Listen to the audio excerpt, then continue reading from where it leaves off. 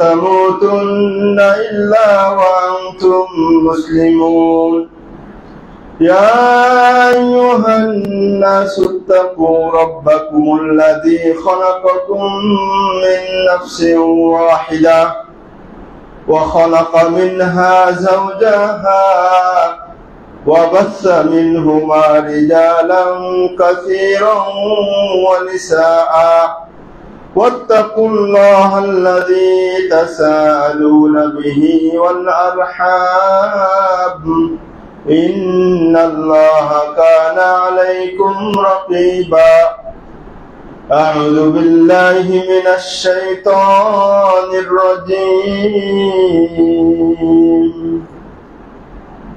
يا أيها الذين آمنوا اتقوا الله ولتنظر نفس ما قدمت لغد واتقوا الله إن الله خبير بما تعملون عن أبي هريرة رضي الله تعالى عنه قال سئل رسول الله صلى الله عليه وسلم عن أكثر ما يدخل الناس الجنة قال تقوى الله وحسن الخلق أخرجه الترمذي মুআজ্জাজ হাজিরিন প্রিয় মুসলিয়ানে কিরাম সকল প্রশংসা আল্লাহ সুবহানাহু ওয়া তাআলার জন্য যে আল্লাহ সুবহানাহু ওয়া তাআলা আজকের এই পবিত্র জুমার দিনে পবিত্র স্থানে আমাদেরকে সমবেত হয়ে কোরআন সুন্নাতের কিছু বলার এবং আপনাদেরকে শোনার তৌফিক দিয়েছেন। সকলে বলি আলহামদুলিল্লাহ। একটু আগে আসতে অথবা আগে আসুন, যে লোক দাঁড়িয়ে আছে। আল্লাহ সুবহানাহু ওয়া তাআলার প্রশংসা যে আল্লাহ সুবহানাহু ওয়া তাআলা আমাদেরকে মুক্ত বাতাসে মুক্তভাবে কথা বলার সুযোগ করে দিয়েছেন, আলহামদুলিল্লাহ। সালাত ও সালাম বর্ষিত হোক আমাদের নবী, সর্বোত্তম নবী, সর্বশ্রেষ্ঠ নবী, মুত্তাকিদের ইমাম, যারা মুত্তাকি পরেজগার তাদের ইমাম আব্দুল্লাহ ইবনে মুহাম্মদ আলাইহিস সালাতু ওয়াস সালাম। সকলে বলে আল্লাহুম্মা সাল্লি আলাইহি আল্লাহুম্মা বারিক আলাইহি। মুআজ্জাজ হাজিরিন, আজকে আমরা অত্যন্ত গুরুত্বপূর্ণ একটি বিষয় নিয়ে কথা বলবো ইনশাআল্লাহ। ওয়া মা তাওফীক ইল্লা বিল্লাহ আলাইহি তাওয়াক্কালতু ওয়া ইলাইহি উনীব। বিষয়টি হচ্ছে জান্নাতে যাওয়ার মাধ্যম। এমন একটি বিষয় নিয়ে কথা বলবো, বিষয়টি যদি আমল করি জান্নাতে যাব ইনশাআল্লাহ। আবার যদি বিষয়টি শোনার পরে আমল না করি জাহান্নামে যাওয়ার খুবই বেশি সম্ভাবনা।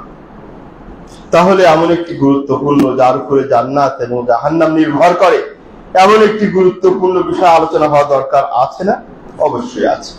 বিষয়টি হচ্ছে তাকওয়াল্লাহ, আল্লাহর ভয়। আল্লাহর ভয়, ভীতি। আল্লাহ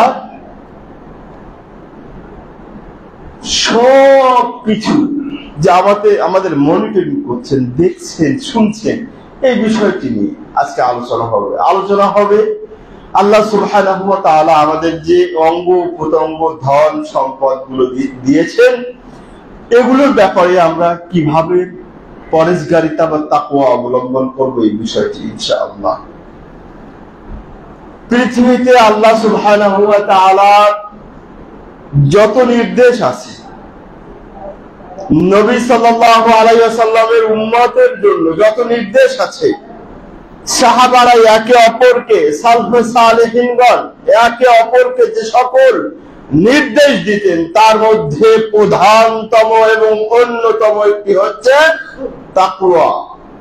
এই জন্য তাকওয়া, এই নসিহতকে বলা হয় তাকওয়াতুল আউয়ালি, তাকওয়াল্লাহি ওয়া রাসূলিহি, ওয়াসিয়াতুল্লাহি ওয়া রাসূলিহি ওয়া ওয়াসিয়াতুল আউয়ালিন ওয়াল আখিরিন।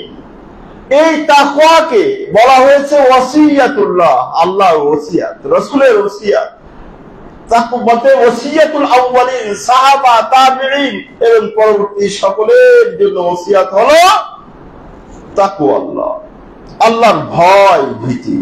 এই জন্য ওই যে একটি হাদিস আমরা প্রায় শুনি, সকল খতীবগণ বলেন এবং সকল বক্তাগণ বলেন, আমরা অত্যন্ত বেশি শুনে অভ্যস্ত, সে হাদিসটি হলো আলাইকুম বিত্তাকওয়া উসিকুম বিতাকওয়াল্লাহি ওয়াসসামা।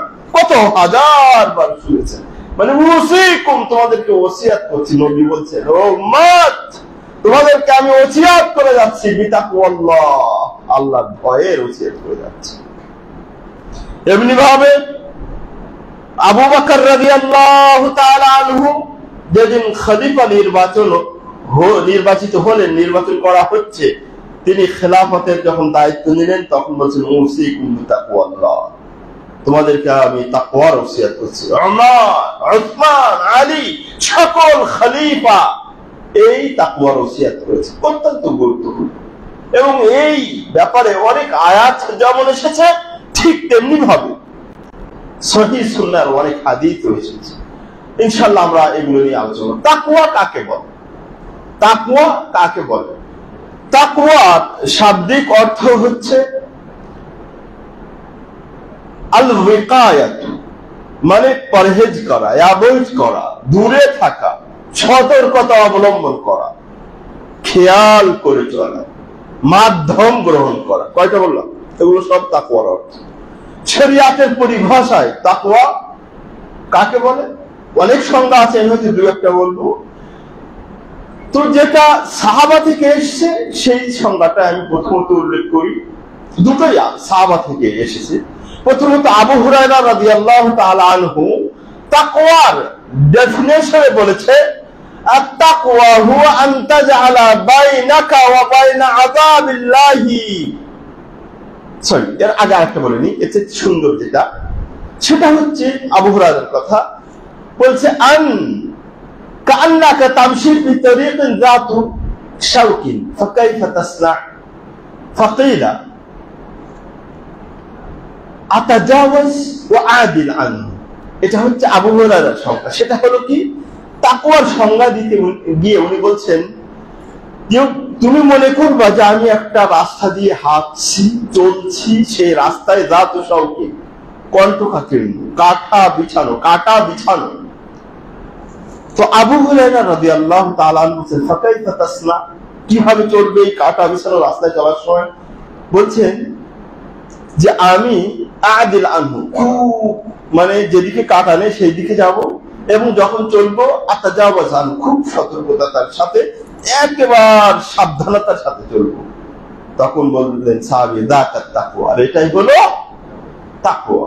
তুমি দুনিয়াতে যখন চলবে, তুমি ব্যাংকিং লেনদেন করবে, অর্থনৈতিক, সামাজিক, পারিবারিক সব কিছু লেনদেন যখন করবে, কারবার যখন করবে, চলবে, প্রত্যেকটা জায়গায়, প্রত্যেকটি সেক্টরে আপনাকে আমাকে খেয়াল রাখতে হবে যেখানে তাকওয়ার বিষয় আছে। আমি যে কাজটি করছি, যে লেনদেনটি করছি, যে কথাটি বলছি, যে জিনিসটি দেখছি, যে কথাটি শুনছি, এগুলোর ব্যাপারে আমার অ্যাকাউন্টেবিলিটি আছে, আমার জবাবদিহিতা আছে, আমার রব এটা রেকর্ড করছেন ফেরেশতাদের দ্বারা, এটার হিসাব নিকাশ আমাকে দিতেই হবে। এই যে সচেতনতা, এই খেয়াল নিজের ভিতরে সেট আপ দেওয়ার নাম হল তাকওয়া। বুঝা গেল? তো আলী রাদিয়াল্লাহু তাআলা আনহু তাকওয়ার সঙ্গে কি বলছেন? তাকওয়া হচ্ছে আত-তাকওয়া হুয়া আল আমালু বিত-তানজিল। তাকওয়া হলো কুরআন যেটা নাজিল হয়েছে সেটার উপরে আমল করা, ওয়াল ইস্তিদাদু লিয়াউমির রাহিল, এবং এটা খেয়াল রাখা যে আমাকে লিয়াউমির রাহিল মানে কিয়ামতের দিন আমার ওখানে আল্লাহর কাছে যেতে হবে, দাঁড়াতে হবে, সকল কিছু হিসাব নিকাশ দিতে হবে। এটাই হলো তাকওয়া। এবার সালফে সালেহিনের একটা সংজ্ঞা বলে আমি মেইন বিষয় চলে যাব। তাকওয়া কাকে বলে? আনতাজআলা বাইনাকা ওয়া বাইনাল্লাহি ওয়া আযাবিহি ওয়া সাখাতিহি ওয়াকায়াতান। তুমি এবং তোমার রবের আযাব এবং তার ক্রোধ, তার গজবের মাঝে একটা ওয়াকায়া, একটা সাপোর্ট তোমাকে করবে, একটা সেফ এন্ড সিকিউর রাখতে হবে। অর্থাৎ তোমাকে তোমার রবের আযাব থেকে, গজব থেকে, বালা মুসিবত থেকে, আর জাহান্নামের আযাব থেকে রক্ষা কবচ, রক্ষাকারী এমন একটি পার্টিশন সেটআপ দিতে হবে, রাখতে হবে। এর নাম হল তাকওয়া। আমি বলি, আমার এই পড়া দেখার মধ্যে আমি আমার মতো একটা সংজ্ঞা দিচ্ছি, এটা একটু শুনে নিন। তাকওয়া কাকে বলে? তাকওয়া কাকে বলে এটা আমি কোনো দিন কোনো ওয়ে থেকে দেখিনি, এটা আমার গবেষণা থেকে বলছি। সেটা হচ্ছে, তাকওয়া হলো আমরা চলতে, শুনবেন, আমরা চলতে, ফিরতে, উঠতে, বসতে, শুনতে, বলতে, দেখতে খেয়াল রাখতে হবে যে আমি যেটা বলছি, যেটা দেখছি, যেটা শুনছি, যেটা করছি, এ ব্যাপারে যে আল্লাহ দেখছেন, শুনছেন, এই সেটআপ দেওয়ার নাম তাকওয়া। বুঝতে পেরেছেন? তাহলে তাকওয়ার সংগ্রামটাও কি জানেন। তাকওয়া কোন কোন ক্ষেত্রে করব, কিসের কোন কোন সেক্টরে আমার তাকওয়া অবলম্বন করতে হবে। প্রথমত, আল্লাহ সুবহানাহু ওয়া তাআলা যে অঙ্গ প্রত্যঙ্গ দিয়েছেন, বডি স্ট্রাকচার দিয়ে শুরু করি। যেমন বডি, হাত, পা, অঙ্গ প্রত্যঙ্গ, আল্লাহ যে নিয়ামত গুলো দিয়েছেন সে ব্যাপারে তাকওয়া অবলম্বন করতে হবে। তাকওয়া অবলম্বন করতে হবে আপনার ধন সম্পদের ব্যাপারে। তাকওয়া অবলম্বন করতে হবে আপনার পরিবার, পরিজন, সন্তান সন্ততির ব্যাপারে। এই তিনটি নিয়ে বলে টাইম তার হবে না, সাফিসিয়েন্ট হবে না। তো আসুন, প্রথমত অঙ্গ প্রত্যঙ্গ, আল্লাহ সবচেয়ে বড় দানের মধ্যে অন্যতম একটি দান আমাদের অঙ্গ প্রত্যঙ্গ, হাত, পা, চোখ, ব্রেন, এগুলো। তো দেখুন, আমি আপনি এই যে আমরা একটু ডাক্তারের কাছে যাই, চলতেছে, একটু কি লাইট মেরে 1 মিনিট 2 মিনিট দেখে 800-1000 টাকা কি করে বিল নেয়। একটু ঠান্ডা ফিল করছি, কানে একটু ধরে আছে, ভাব ধরে আছে, চাপ দিয়ে আছে, ডাক্তারের কাছে গেলাম, সার্জন সব আমি ঘড়ি ধরে দেখেছি 1 মিনিট সামথিং, কয়েক সেকেন্ড হবে, 2 মিনিটের কম। আমি তার কাছে যাওয়া থেকে বের হওয়া 2 মিনিট লেগেছে, তার ভিতরে 1000 টাকা নিয়ে নিল। আল্লাহ প্রদত্ত একটা নিয়ামত সে দেখলো, 1-1.5 মিনিট 1000 টাকা ভিজিট নিল। ও বান্দারা, ও বান্দিরা, ও উম্মতেরা, আল্লাহর বান্দারা, তাহলে যদি এই চোখের ভিজিট নেয় এত, তাহলে চোখ সেটআপ দিতে কত নেওয়া দরকার ছিল? কান সেটআপে কত নেওয়া দরকার ছিল? এই অঙ্গ প্রত্যঙ্গ কত দামি, কত বড় নিয়ামত। সবচেয়ে আমাদের মুরব্বী, সবচেয়ে মুরব্বীকে যদি বলি, মুরব্বীরা এসে ঘুমায়, বাড়িতে ডিস্টার্ব করে, বউ, দাদা দাদি, নানা নানি, দাদি ডিস্টার্ব করে, মসজিদে এসে খালি ঘুমায়। এই সবচেয়ে মুরব্বী, তাকে যদি আমরা বলি, ও মুরব্বী, আপনাকে 2 কোটি দেবো, 2 চোখ বাদে, 2 চোখ দেন আমাকে, দিবে? বলতো দুনিয়ার যা দেখার তো দেখতেই নিছে, এখন 2 কোটি যা পাবেন এটাই লাভ, দিবে না কি? 4 কোটি বাড়ালে দিবে? কি নিয়ামত আল্লাহ আমাকে দিয়েছেন! এই চোখ, এই কান, এই হাত, পা, বডি স্ট্রাকচার গুলো, এই অঙ্গ প্রত্যঙ্গ গুলো, এগুলো আল্লাহ এত দামি বস্তু, এত বড় নিয়ামত আমাদেরকে দিলেন। এগুলোর ব্যবহার বিধি দরকার আছে কিনা? দেন নাই? দিয়েছে। কয় টাকার ফ্রিজ কিনে এত বড় মেনু ধরিয়ে দেয়, এই করবেন, এই করবেন না, এইভাবে ব্যবহার করবেন, এই সেই, কি বলে, ইনস্ট্রাকশন, তাই না? ডিরেকশন দিয়ে থুয়ে ভরে দেয়। আর আল্লাহ যে এত সুন্দর সুন্দর নিয়ামত দিলেন, অঙ্গ প্রত্যঙ্গ দিলেন, তার কোন ব্যবহার বিধি দেন নাই, দিয়েছে। এটাই হলো তাকওয়া, এটাই হলো তাকওয়া। আল্লাহ সুবহানাহু ওয়া তাআলার এই নিয়ামত, চোখ, এই কান, এই ব্রেন, এই হাত, পা, যাচ্ছে তাই ভাবে ব্যবহার করছি, এগুলোর ব্যাপারে যে একটা তাকওয়া অবলম্বন করছে, ওটা জানি না, ভুলে গেছি, অথবা অবহেলা করি। এই 3 শ্রেণীর একটা। এই যে অঙ্গ প্রত্যঙ্গ ব্যাপারে তাকওয়ার নীতি অবলম্বন করতে হবে জানি না, অথবা জেনে ইচ্ছাকৃত বা অনিচ্ছাকৃত করি না, তাই না? অথচ আল্লাহ কি বললে, চোখ দিয়ে দেখছি তো দেখছি, ডিজিটাল যুগ, স্মার্ট যুগ আল্লাহ করে কমপ্লিট হয়ে বাঁচাইছে আল্লাহ, না হইতে এই 4 বছর তো স্মার্টের উপরে নিয়ে যেত, আল্লাহ বাঁচাইছে। এই ডিজিটাল পর্যন্ত এসে কি অবস্থা, ঘরে বাইরে বাজারে ঘাটে যেখানে যাবেন খালি দেখেন আর দেখেন, দেখেন আর দেখেন, ডিজিটাল জিনিস দেখেন, তাই না? অথচ এই যে আল্লাহর নিয়ামত দিয়ে দেখছি, এটা যে একটা হিসাব নিকাশ আছে, আল্লাহর সামনে দাঁড়িয়ে আমার চোখের হিসাব দিতে হবে। এই কান দিয়ে শুনছি, গান দিয়ে আসার সময় দেখছি বাচ্চা, ইয়াং কিশোর, টিনেজে কি কানে সমস্যা নাকি, বলে না কানে ঝুঁকায় শুনি, কি শুনো, বলে গান শুনি। সবাই দেখবেন অধিকাংশ ইয়াং কিশোর যারা কানে ঢুকিয়ে রাখে। ইমাম বুখারীর আদর্শ অনুসরণ করে নাকি? ইমাম বুখারী যখন বাজারে যেতেন কি করতেন বলেন তো? বাইরে যেতে কি করতেন? কানে 2টা ঢুকায় রাখতেন আঙুল, যাতে ফালতু কথা, অশালীন কথা, গালিগালাজ না ব্রেনে ঢুকে, কারণ ঢুকলেই মুখস্থ হয়ে যায়। সেই আদর্শ অনুসরণ করে ইয়াং কিশোর গুলো নাকি, কানে ঢুকায় রাখে যাতে খারাপ কথা না যায়, নাকি অন্য কিছু শুনে, তাই না? তুমি যে শুনছে, আমরা ঘরে বসে টিভিতে সিরিয়াল দেখছি, এই দেখছি সেই দেখছি, ইয়াং কিশোর যুবক যারা আছো, যুবতী যারা আছো, জিপির অফার তো শেষ করতে হবে, শেষ করতে হবে। কি দেখে বলে, দেখ লাল নীল সবুজ কালো যা আছে দেখতে থাক। আমরা ভুলেই যাই আমার এই চোখের যে অ্যাকাউন্টেবিলিটি আছে, জবাবদিহিতা আছে, আমার রবের সামনে দাঁড়াতে হবে, এই চোখ সম্পর্কে হিসাব দিতে হবে। এমনি ভাবে কানেরও হিসাব আছে, কান দিয়ে কি শুনলাম, কানকে কিভাবে ব্যবহার করলাম, হিন্দি গান শুনলাম, বাংলা গান শুনলাম, ইংরেজি গান শুনলাম, ভালো কথা শুনলাম, কোরআন শুনলাম, শুনলাম না, মা বাবার স্ত্রীর কথা শুনলাম, সব কিছু হিসাব দিতে হবে। দলিল আল্লাহ বলেছেন, আউযু বিল্লাহি মিনাশ শাইতানির রাজীম, ইন্নাস সামআ ওয়াল বাসারা ওয়াল ফুআদা কুল্লু উলাইকা কানা আনহু মাসউলা।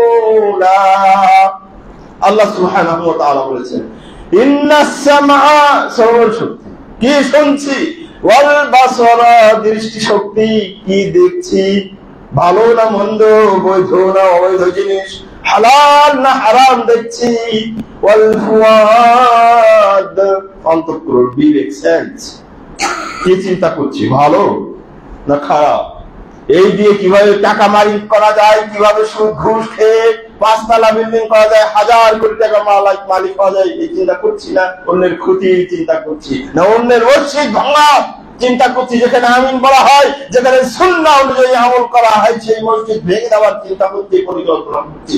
সব বিষয়ে কানা আনহু মাসউলা, আল্লাহর কাছে জবাবদিহিতা করতে হবে, দাঁড়াতে হবে আল্লাহর সামনে, বলতে হবে, পাই টু পাই হিসাব দিতে হবে।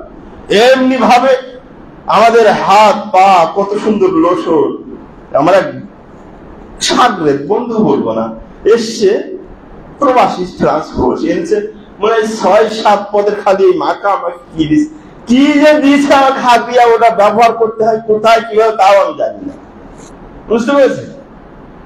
এত গিফট দিয়েছে যে কোথায় কিভাবে ব্যবহার করতে হবে আমি জানিও না।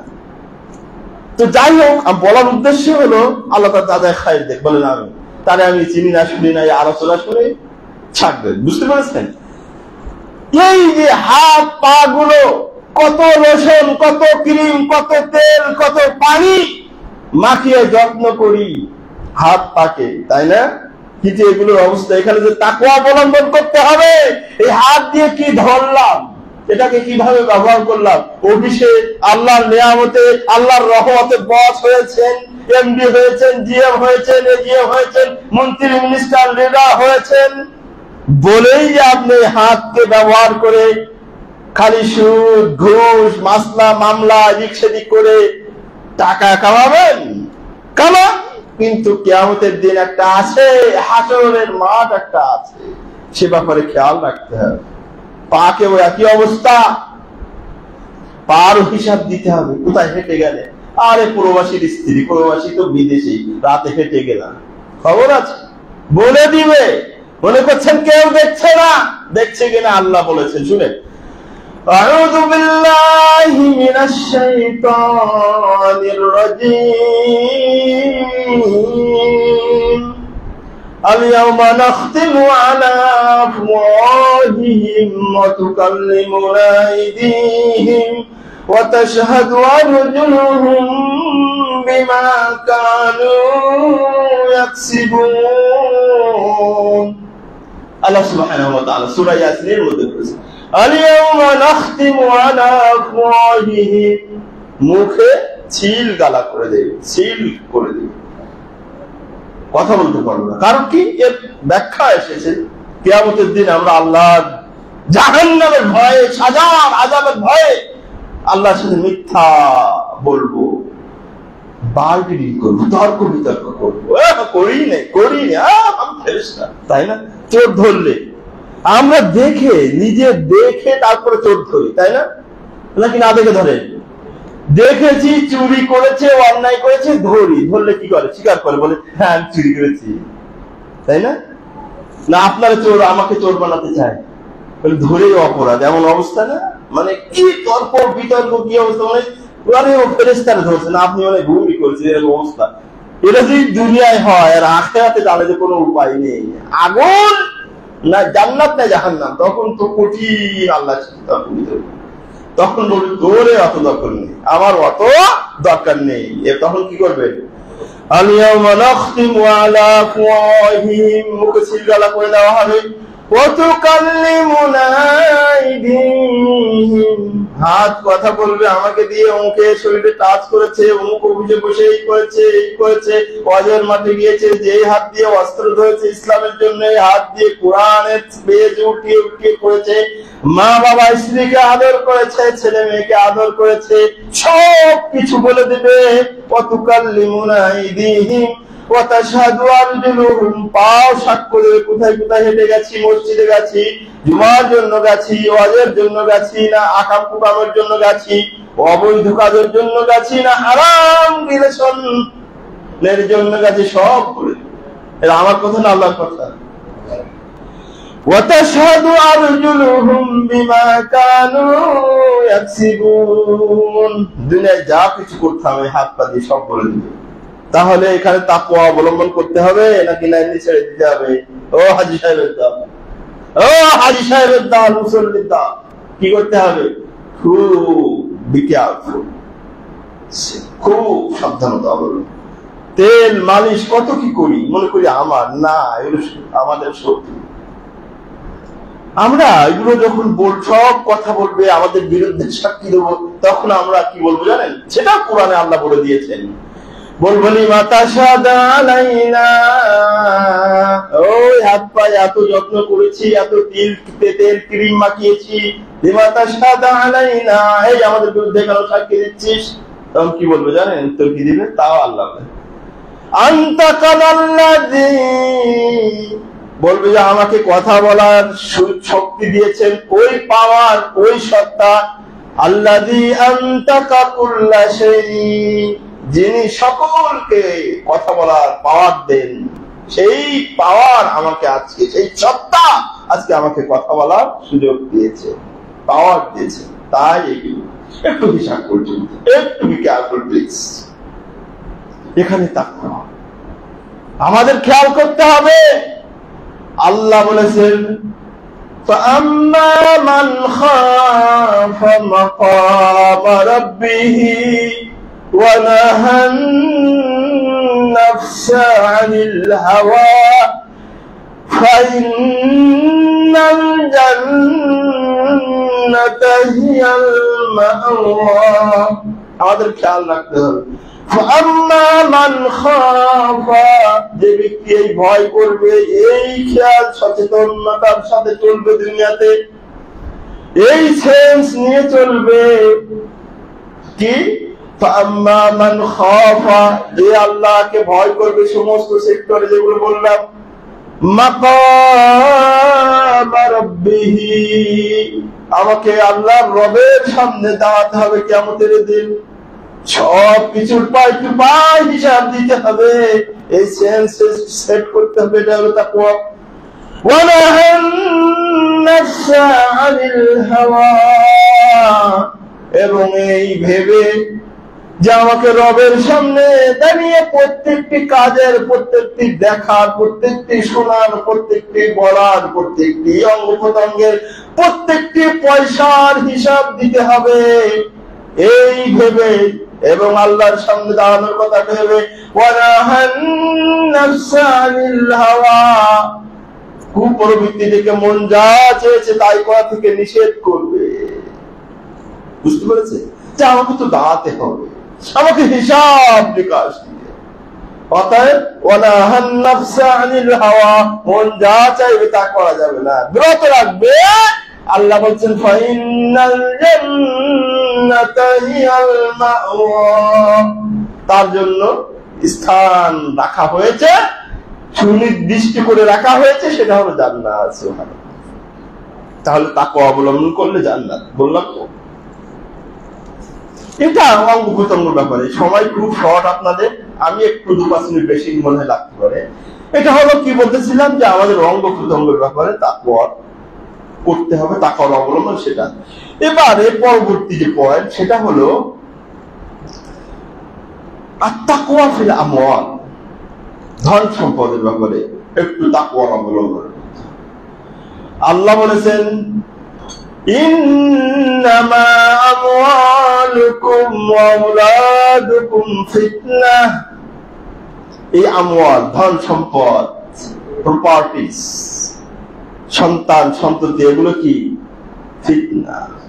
ফিতনা লিয়াবলুয়াকুম আইয়ুকুম আহসানু আমালা, এই ধন সম্পদ এইগুলো দাও দিয়েছেন, এই এত কিছু, লিয়াবলুয়াকুম আইয়ুকুম আহসানু আমালা, দেখার জন্য, পরীক্ষা নিরীক্ষার জন্য, ফর জাস্টিফাই, যে কে ভালো কাজ করে, কে আল্লাহকে ভয় করে হালাল খায়, কে আল্লাহকে ভয় করে হারাম পরিহার করে, কে ভালো কাজ করে, কে খারাপ কাজ করে, এগুলো দেখার জন্য। তাহলে ধন সম্পদের ব্যাপারে একটু ইচ্ছা মতো কামালে হবে না, বৈধ পথে কামাতে হবে।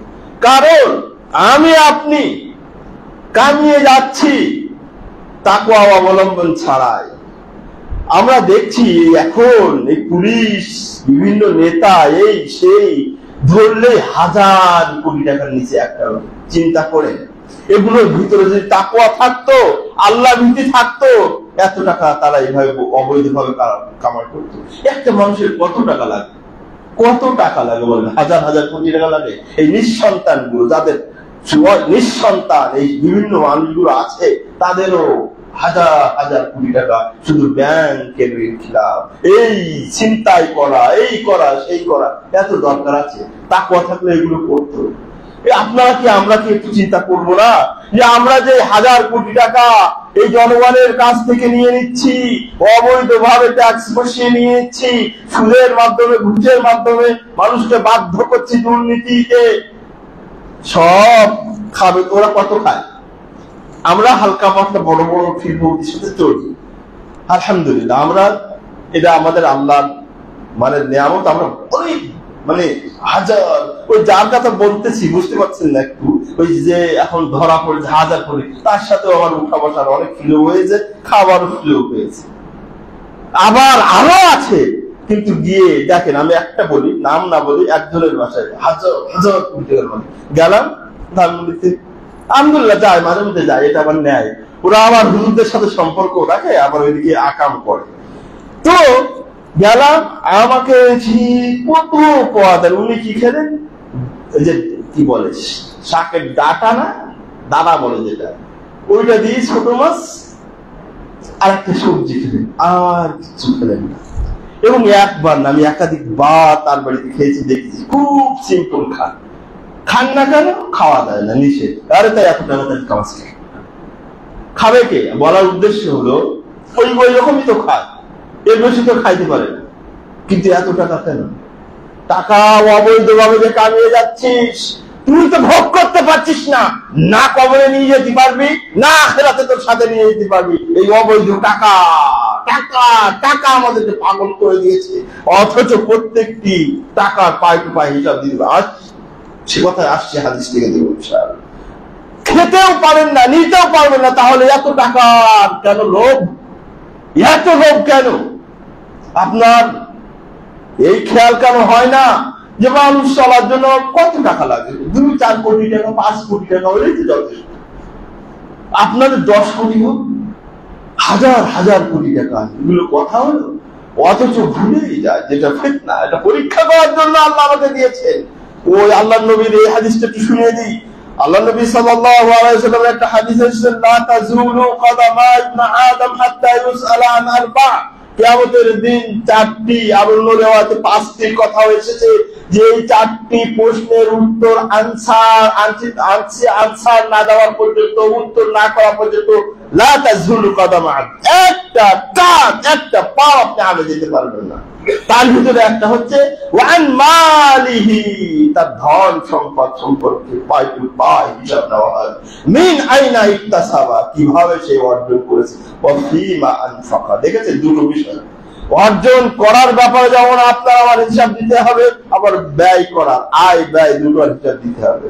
তাহলে দুটো ব্যাপারে আমাদের তাকওয়া অবলম্বন করতে হবে। কিভাবে আমরা অর্জন করছি সেটা আর একটু খেয়াল করুন। বা আপনার ছেলে, আপনার মেয়ে, আপনার বউ আপনার এই কবরে গিয়েও উত্তর দিবে না আপনার পরিবর্তে, আবার আখিরাতে তো প্রশ্নই। তাহলে তাদের জন্য তো করছেন, আপনার কতটুকু লেগে বলে বাটা খেতেই পারেন না। আমরা তো কত শত অনেক অনেক শিল্প প্রতিষ্ঠানে উঠে বসি, খেতেই পারেন না। তাহলে আপনি কেন এত টাকা কিছু ঘুরছেন?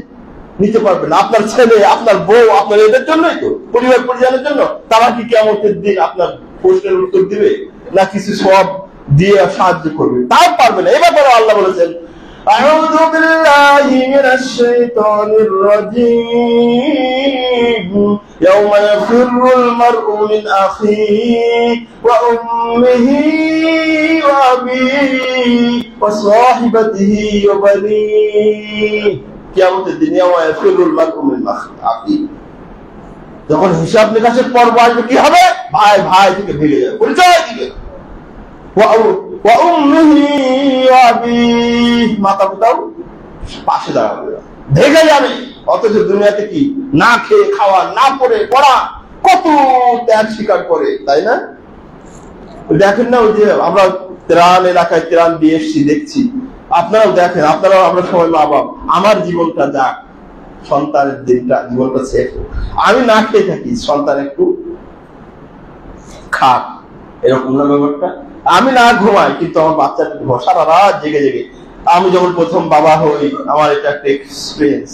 আমার ছেলে যখন সৌদি আরবে হয়েছে 3টায়, বড়টা লাগাতার 5 দিন ঘুমায় না, সারাদিন ঘুমায়। এটা সৌদি আরবের একটা পরিবেশও মনে হয়, লাগাতার 5 রাত ঘুমায় না। তাহলে আমাকে জাগতে হয়েছে 5 রাত, চিন্তা করেন, লাগাতার 5 রাত। আবার তো ও তো দিনে ঘুমায়, আমরা তো ঘুমাতে পারি না। আমাদের থিসিস লিখতে হয়, আমাদের চাকরি করতে হয়, পরিবার নিয়ে গেছি, কি কষ্ট। কিন্তু এই সন্তান, এই আপনাদের সন্তান, ফেরেশতা যখন বলবে, প্রশ্ন করবে নাকি, আমি আমার বাবার পরিবর্তে বলবে বাবার পরিবর্তে আমার একটু বাড়ি দেন, বলবে কিয়ামতের দিন বলবে। আল্লাহ বলছেন, ওয়া সাহিবাতিহি ওয়া বানি, স্ত্রী যার জন্য এত কিছু করছেন, ও বানি, সন্তান সন্ততির জন্য যে এত কিছু, হালাল হারাম দেখেন না, বৈধ অবৈধ সব ভুলে যায়। এদের চাবি, এদের ডিমান্ডের কারণে, এদের চাওয়া পাওয়ার কাছে, এদের ছুটি করার জন্য সব ভুলে যাচ্ছি। অথচ কিয়ামতের দিন সব ভেঙে যাবে। কে বলেছে? আল্লাহ বলেছে। তাহলে সম্পদের ব্যাপারে যেটা বলতেছিলাম, আল্লাহ বলেছেন মিন আইনা ইকতাসাবা, কিভাবে আমরা আর্ন করছি, অর্জন করছি, উপার্জন করছি। অফিমা আনফাকা, দুটোরই। টিভি কিনে খরচ করছি কত টাকা, আবার টিভি তো কিনছি, টিভিতে দেখে মজা পায় না। LED নামক একটা বড় 1 মাইল টু আধা মাইল লাগবে, বড় দামি। এত টাকা পাবো কই বলে ঘুষ খানা সুদ খানা অবৈধ, বৈধ দিয়ে এটা কিনা জানে। টিভি দিয়ে কি ওটাই যায়? ওইটাই টিভি মনে হয় না? হ্যাঁ ওটাই টিভি। এইসব কাহিনী। কেউ কেউ তো নারীবাজিতে খরচ করে, কেউ নেশায় খরচ করে, বিভিন্ন ধরনের নেশা, ড্রাগস, এগুলোই খরচ করছে, অথচ পয়সা সব এখানে তাকওয়ার ব্যাপারে খেয়াল রাখতে হবে। খালি পয়সা পিছিয়ে দেবে, কিন্তু মসজিদে এসে কয়টা টাকা দিবেন এইটার ব্যাপারে টাকা নেই, খালি অভাব। অভাব আল্লাহ আপনার এখানে যেমন আল্লাহর জন্য অভাব করছেন, কিয়ামতের দিন অভাব করবেন। বুঝতে পেরেছেন? মসজিদে দিলে এইটা আপনার হবে, এটা আপনার হবে, এইটা আপনার আমল নামে যাবে, সেটার ব্যাপারে নেই। খালি বাজারে গেলে, ঈদ শপিং গেলে, টাকার অভাব নেই। বউ বাচ্চা যা চায় 3,000 4,000 5,000 কাপড়ের সময় অভাব হয় না।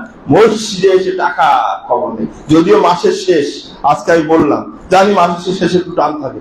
আজকে অন্যান্য বারের দিন যদি আজকে যদি দেখি, আমি জানবো যদি বেশি না ওঠে, সামনের খুতবা কিন্তু ইনশাআল্লাহ আরো করা হবে। সবাই শরীক হয়ে যাবে, সবাই শরীক হয়ে যাবে। আল্লাহর রাস্তায় দিবেন না আমারে দিবেন? এটা কার রাস্তায়? এটা দিলে কোথায় পাবে? সবাই শরীক হয়ে যাবেন। যার নেই তার পক্ষ থেকে আমি দেবো, তাও আমার কাছ থেকে নিয়ে দিবে, মসজিদ দিবে, ভালো আমার দিয়ে যাবে। বুঝতে পেরেছেন? পয়সার হিসাব দিতে হবে না, কিভাবে ব্যয় করলেন। তো কোথায় ব্যয় করছি? আল্লাহ তোমার ঘরে ব্যয় করছি, বলে যা। আমার ঘরে যখন ব্যয় করছিস তাহলে যা। আর যদি শপিং এ যান, বলে শপিং এ তারা কি কিনছিস, ধর ধর। বুঝতে পারছেন? অর্থাৎ দিয়ে যাবে বেশি বেশি করে। এবার যেটা 3 নম্বর পয়েন্ট, সেটা হলো আত-তাকওয়া ফিল আহলি ওয়াল ইয়াল। পরিবার, পরিজন, সন্তানের ব্যাপারে একটু তাকওয়া অবলম্বন করতে হবে। এই সন্তান বলছে ইন্নামা আমওয়ালুকুম ওয়া আওলাদুকুম ফিতনা বলা হয়েছে। এই সন্তান সন্ততি পরিবার হলো ফিতনা। আবার অন্য জায়গায় বলা হয়েছে আমান, এটা হলো আমানা, এটা হলো আল্লাহর আমানত। এই বাচ্চা, সন্তান, সন্ততির পরিবার কি? আল্লাহর আমানত। এই ব্যাপারে আল্লাহ বলেছেন ইয়া আইয়ুহাল্লাযীনা আমানু কু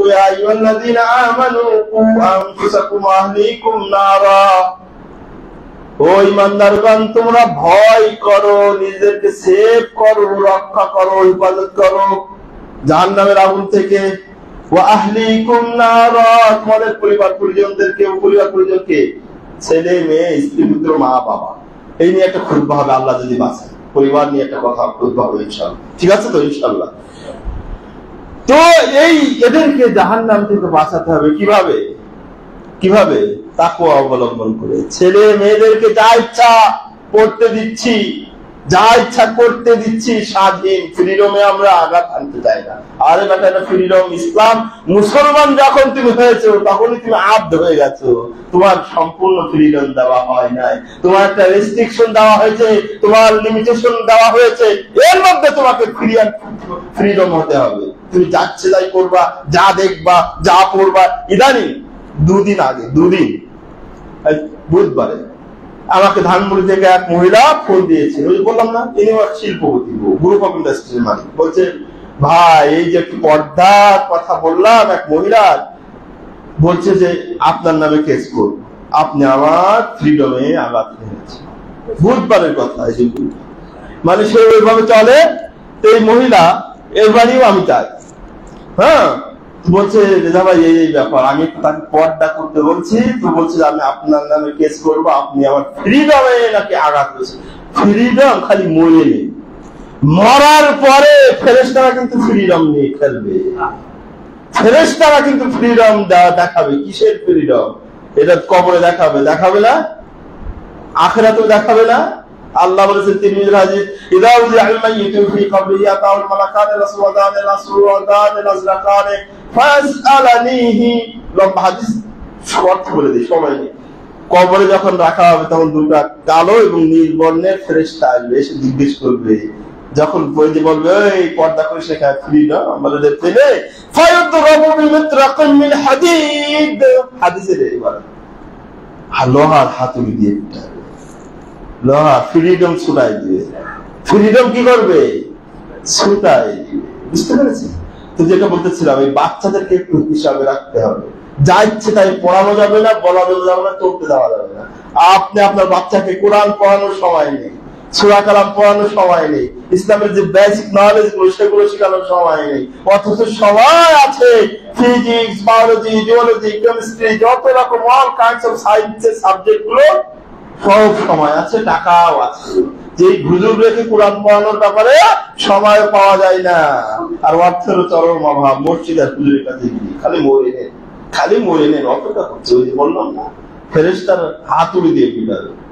আর লম্বা হাদিস বললাম, এই জন্যে তাদের যেমন দুনিয়ার সাবজেক্ট গুলো পড়াচ্ছেন, পড়ান, ইসলাম এটা নিষেধ করে না। আমাদের ডাক্তারের দরকার, ইঞ্জিনিয়ার দরকার, বিজ্ঞানীর দরকার, সবই দরকার, কিন্তু তাদের বাচ্চা, পরিবার, ছেলে মেয়েদেরকে ইসলামাইজেশন ঢুকাতে, ইসলামাইজ করতে হবে। কি করতে হবে? বিজ্ঞানী ইসলাম, উইথ ইসলাম, ইসলামের সাথে। ডাক্তার উইথ ইসলাম, নামাজ পড়বে, ঠিক মতো শরিয়াতের বিধিবিধান অনুসরণ মেনে চলবে। ইঞ্জিনিয়ার উইথ ইসলাম, ঠিক আছে না? এইগুলো হচ্ছে তাদের ব্যাপারে তাকওয়া। খাই ভাট্টি মাটি দিয়ে ছাগল গরুর, আমি যে বলেছিলাম ওই মসজিদে, মনে হয় এই শয়তান, আল্লাহ বাঁচাইছে গো শয়তান থেকে। যে একটা সিলেবাস কারিকুলাম করেছিল, সব ছাগল বানানোর চিন্তা ছিল, সব ছাগল বানানোর চিন্তা ছিল। মানে বেকার একটা নেশন করবে, করে কি করবে? আমার এখন এই ইন্ডাস্ট্রিতে যাই, ডাক্তার লাগবে, এই ছাগলিপনা সিলেবাসে পড়ে ছাগল ছাড়া কি হবে? ডাক্তার হবে, ইঞ্জিনিয়ার হতো নাকি? বলে না, বলে তারই কোথেকে, বলে ওই দেশ থেকে, দাদার দেশ। এই চিন্তায় তারা এটা করেছিল, আল্লাহ ইবাদত করেছে। বুঝতে পেরেছেন? আপনারা তো জানেন সবাই কি কনসার্ন আমরা করেছি এই বিষয়টাই। চিন্তা করেন, এই যে আমাদের বাচ্চাদের, আপনারও একই হবে, আমাদের বাচ্চাদেরকে যখন পড়াতাম, পরীক্ষা শুরু হওয়ার আগ পর্যন্ত স্যারের কাছে পড়েছে, খুব পড়েছে। যখন পরীক্ষা দেখলো, গিয়ে দেখে যে সবাই গোল টেবিল করে বলে পরীক্ষা, তাই না? কি হয় পরীক্ষা? বলে গোল টেবিল করো একসাথে। বলে কি?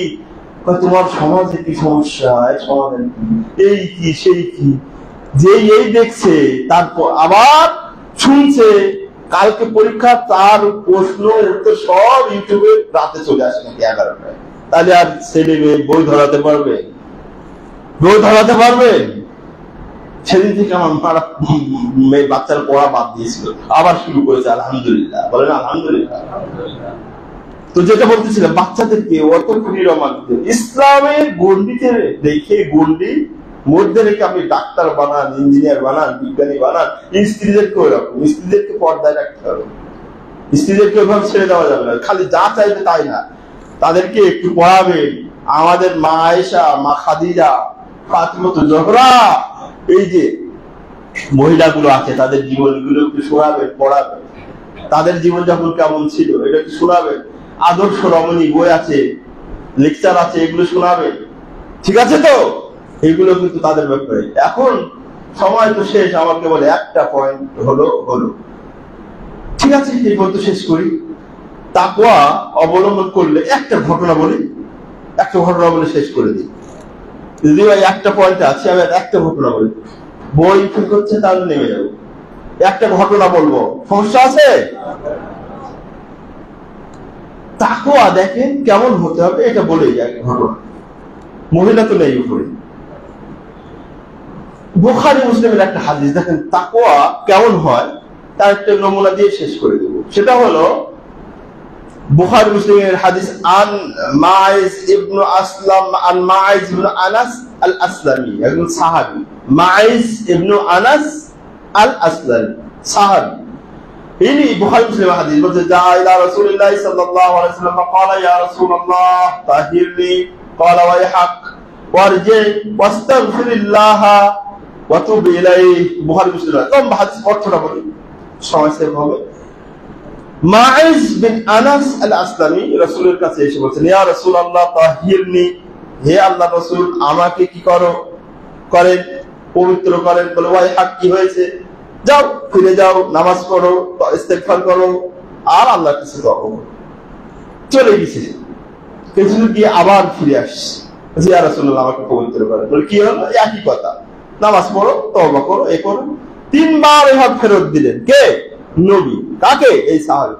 ফালাম্মা কানাতির রাবিআতু, যখন আবার 3 বার শেষ করে চতুর্থবার ফিরে এসে বলছে, ইয়া রাসূলুল্লাহ তাহিরনি, আমাকে পবিত্র করেন। বলে কি করেছে? বলে ফাকাদ জানাই, আমি জিনা করেছি।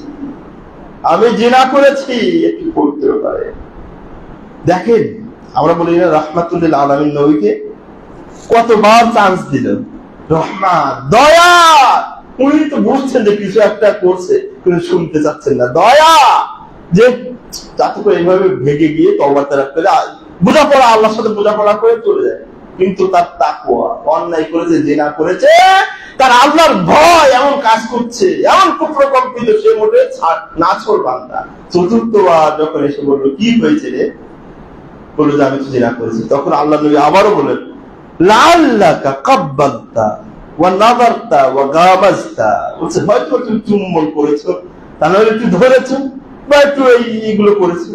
বলছে না ইয়া রাসূলুল্লাহ, আমি জিনা করেছি। এবার আত্মস্বীকৃত আসামির আর সাক্ষী লাগে?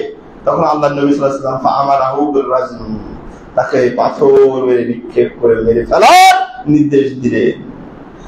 সাহাবারা মারছেন এবং খালিদ বিন ওয়ালিদ শক্তিশালী না, একটা পাথর মারলেন। পাথর মারার পরে ওই সাহাবীর শরীর থেকে, এখান থেকে বলা হয় কপাল থেকে, শরীর থেকে কপাল থেকে বলা হয় যে তার গায়ে রক্তের ফিনকি বা ফোঁটা গিয়ে লেগেছে। তখন খালিদ রাদিয়াল্লাহু তাআলা একটা কাদার্য মন্তব্য করলেন, খারাপ মন্তব্য করলেন, অশালীন মন্তব্য করলেন। এইটা ফালাম্মা উখবিরা বিযালিকা রাসূলুল্লাহ সাল্লাল্লাহু আলাইহি ওয়াসাল্লাম, এটা যখন নবীর কাছে খবর করা হলো, বলা হলো, তখন তাকে ডেকে বলছে ইয়া খালিদ, তুমি কি জানো আমার এই সাহাবী এমন তাওবাতান লাউজিআত আলা আহলিল আরদি লাকাফাতহুম। খালিদ তুমি জানো এই আমার এই সাহাবী তাকওয়া পরহেজগারিতা এমন লেভেলে পৌঁছিয়েছে, এর তাকওয়া কোন লেভেলে পৌঁছেছে আমি বারবার তাকে ফেরত দিচ্ছি, কিন্তু আল্লাহর ভয়ে, আল্লাহর আযাবে ভয়ে, গজবের ভয়ে বারবার এসেছে। তুমি জানো সে এমন তওবা করেছে, এর তওবা যদি সারা দুনিয়ার লোকের মধ্যে বিলিয়ে দেওয়া হতো তাহলে সবার জন্য যথেষ্ট। তাকওয়া দেখেছেন, কে ওকে বাধ্য করেছে বারবার আসতে? তাকওয়া এমন হতে হবে। আরো অনেক উদাহরণ আছে। আল্লাহ আমাদের তৌফিক দান করুন, আমিন। ইন্নাল্লাহ তাআলা জাওয়াদুল কারীম মালিকুম বারুর রাউফুর রহিম।